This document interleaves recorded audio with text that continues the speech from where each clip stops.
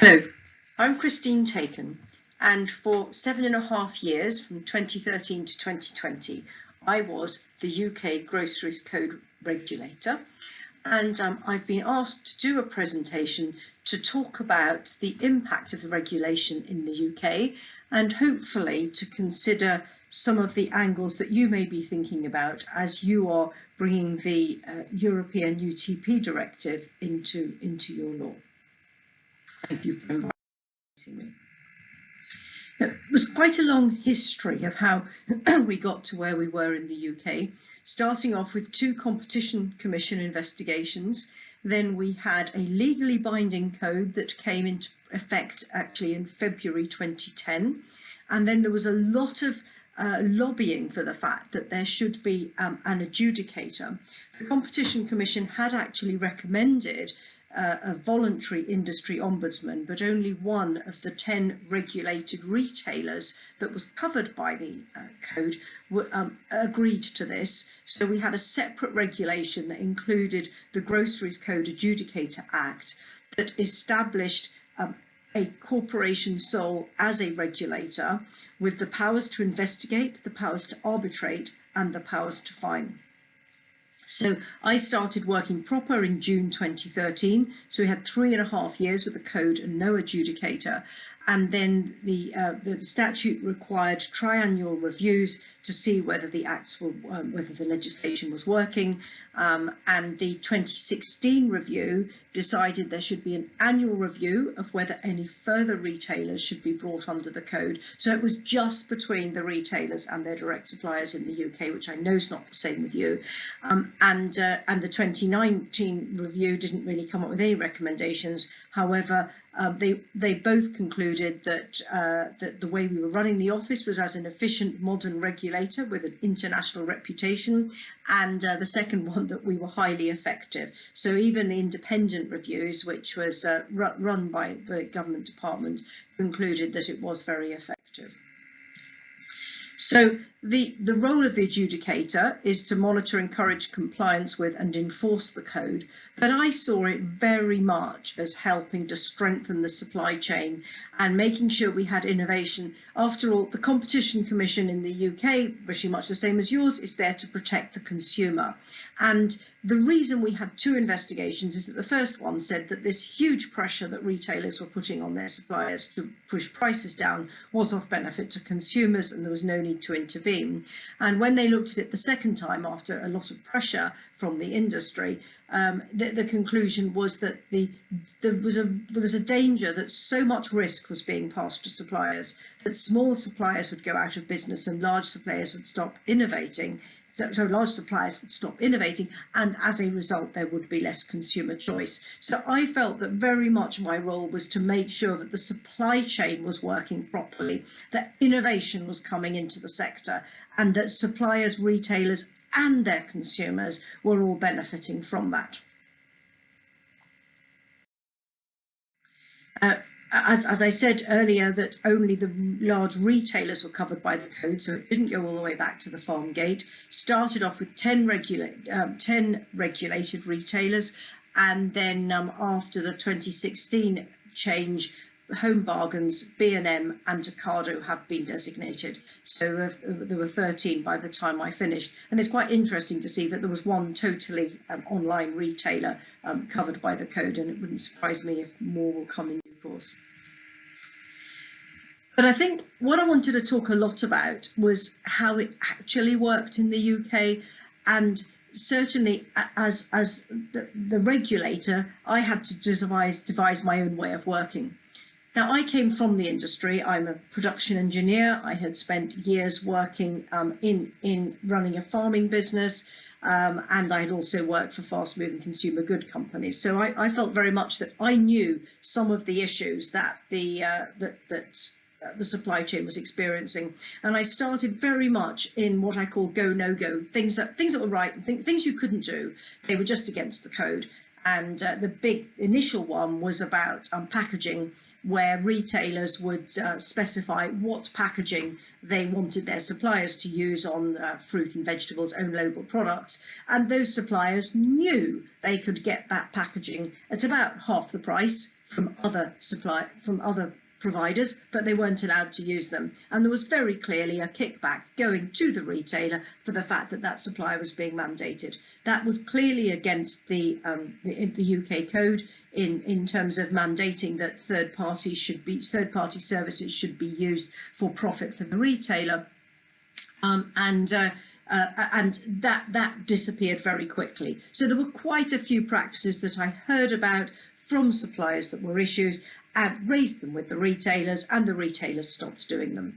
And it was extraordinarily helpful that our order actually required every retailer to have a dedicated code compliance officer who wasn't allowed to be in the buying chain of command. So largely that was my relationship, and they were the ones who were just as keen to stop their retailers breaking the code as I was. So they were very much my team within the retailers. And then, having got that sort of bedded down, I started looking at more awkward issues with just things like forecasting, things like drop and drive, where a supplier would say, I put 1,000 units on the lorry, and the retailer, once they'd broken it down very fast speed, generally with fresh products, didn't count them on arrival, said, once we've distributed them all, we're actually 5 cases short, you didn't send them to us, whereas the supplier knew that they'd sent them. And just getting into some of how are we going to sort these issues out that are much bigger. There isn't a right answer every time, because nobody's got the evidence anymore. And so working on those areas, and then finally, after one of my investigations, moving on to how can the retailers demonstrate to me that they've embedded code compliance in how they do their business, so that they are actually preventing themselves from doing things wrong. And as you can see, through all of this process, my role became as much trying to find out what the issues were, issuing some guidance, helping the retailers understand what the issues are I wanted them to address, and then making sure that they address them. So looking at what I did, I just wanted you to understand the difficulties in this role of actually getting suppliers to understand the code and to have the confidence of talking to you. So I went to an enormous number of supplier events. I would generally set up a private room where I would have even as little as 10-minute meetings with people where they could schedule in to come and tell me about something that was going wrong. And that way I was able to build up a picture, which I then took up at the retailer meetings, where I met each one of the retailers 4 times a year, then moved to 3 eventually. But to go through, we had progress meetings. They had to report to me what they had done since the last meeting, and I made sure that they were progressing on the issues that I was hearing about. So you can see the vast majority of my time was about engagement with people, explaining the code, and encouraging people to tell me about the issues, and then making sure the retailers were doing something about it. There were some international engagements, including some in Ireland, some in Brussels. I got invites all over the world, actually, but I only stayed within the EU, and I didn't do that many either. I communicated through annual conferences, and they were, to be honest, the very first ones were set up to help international businesses come and learn about what we were doing, because as you know that you had your own interpretation of it. Norway have already put something in, so various countries have had a go at doing these things prior to the EU directive, and also my newsletters as well. But in terms of what I said my statutory role was and statutory powers, I only actually did 2 investigations. And I only did 9 arbitrations, and many of those did not go the whole way through to the final arbitration. But these are the ones that were recorded with me. And case studies were something I brought in where I had found the retailer was doing something wrong, raised it with them. They held their hands up and said, "We're sorry, we're going to try and put it right." And then I kept on top of them until they had demonstrated to me that they had recompensed everybody that had suffered, made sure it could never happen again, and then I published it so that everybody could learn from it, naming the retailer, of course. But in terms of, right from the beginning, I said I didn't want to be measured by how many investigations I did or how much I had raised in fines, but by the fact that suppliers said things were getting better. And my only way to do that, I felt that I could think of, was to do a survey. So within 9 months of starting office, I did my very first survey of suppliers, and I asked them, have you experienced a potential breach of the code in the last year? And as you could see, 8 out of 10 said yes. That means 8 out of 10 suppliers said that the retailers had broken a legally binding code that had been in existence for 3.5 years in the past 12 months.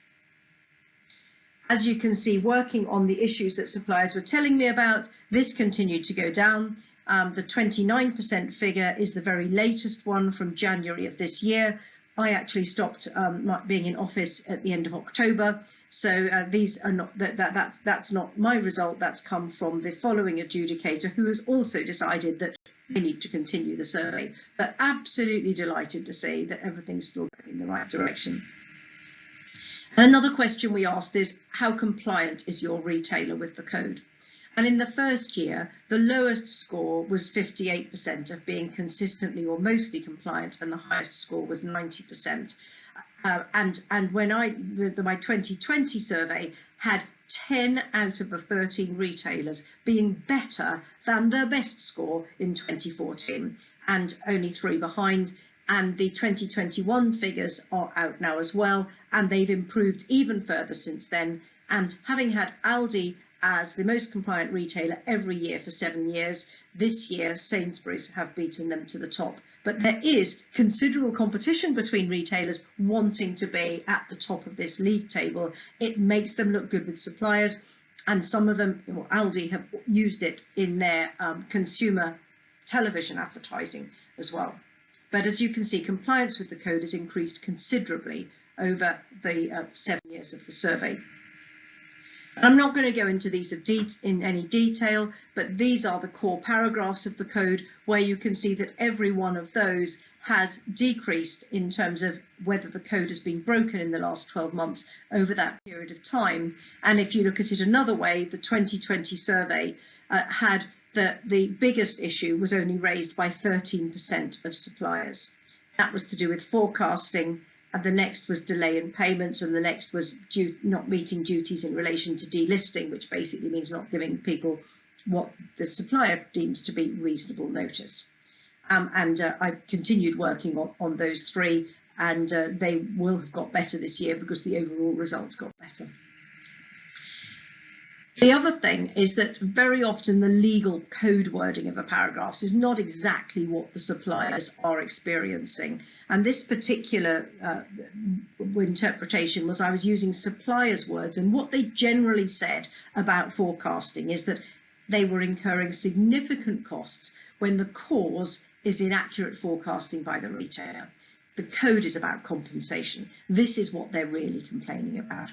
And then the second one being delisting, including reduction in significant volume, which is also a delisting without giving reasonable notice. And as you can see, I was then able to code these red, amber, green, and able to go to each retailer and tell them where they stood against the others, and if as they were all trying to improve their scores, where they needed to look and what they needed to do. This chart actually goes on for 2 or 3 more pages, so it gives them an enormous amount of detail. But as you can see, that I've put the worst issues at the top.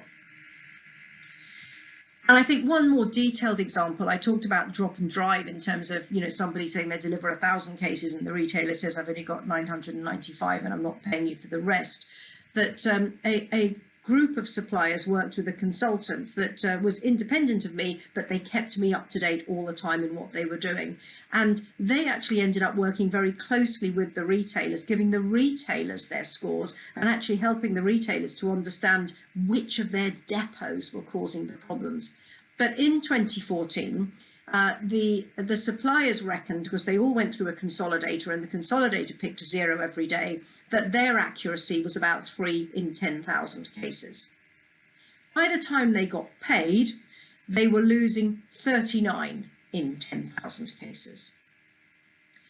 By working with the retailers, putting significant pressure on them to address this, to say, if I investigated this, I know I would find you all in the wrong, but it's actually your practices, it's the speed you're doing things. Suppliers don't want to stop doing drop and drive, but they just don't want to be held responsible every time something is missing.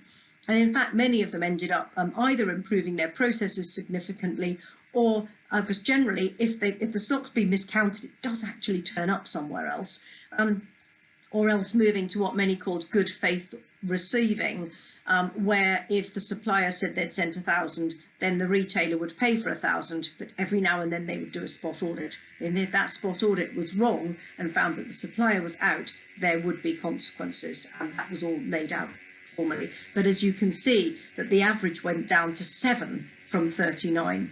And I think originally there were 20 suppliers involved in this. As you can imagine, as this was all actually making some impact, more suppliers got involved.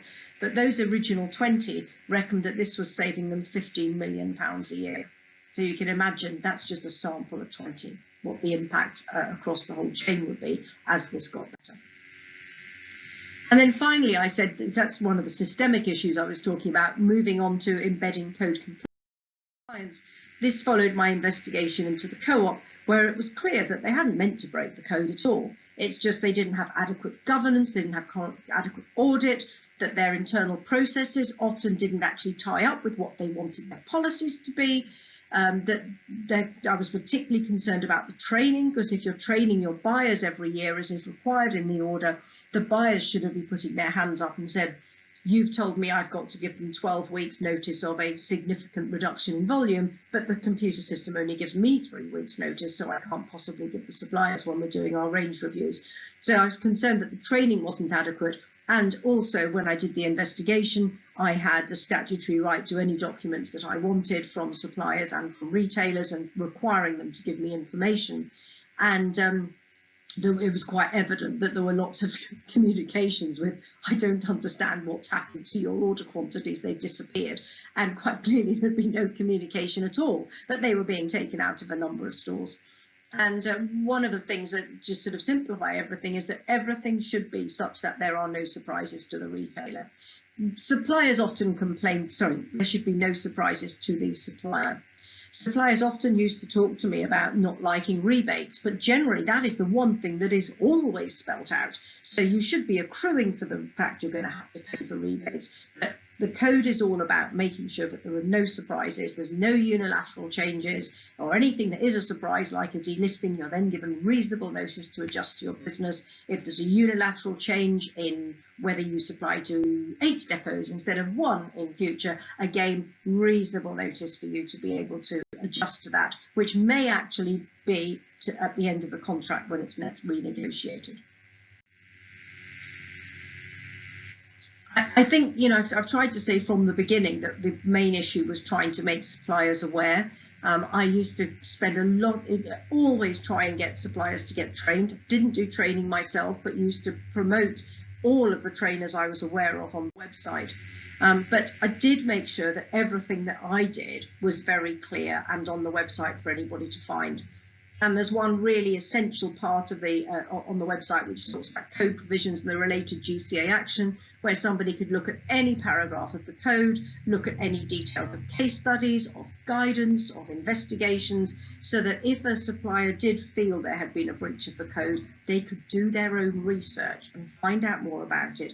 And then when they took it to the retailer to challenge, they would be able to use the right language and to frame it in the right way.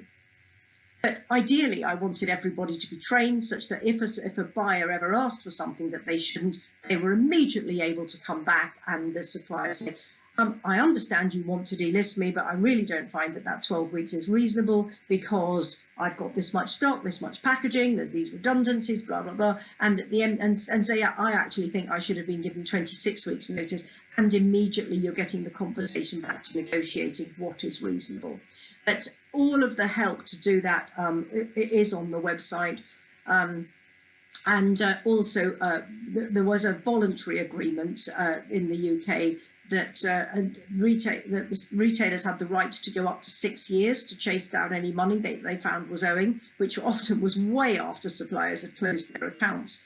And using these generally with third-party no-win, no-fee auditors, and then sometimes those auditors would go through the books 3 times trying to look for something. And we had an agreement that they wouldn't go back to more than 2 years.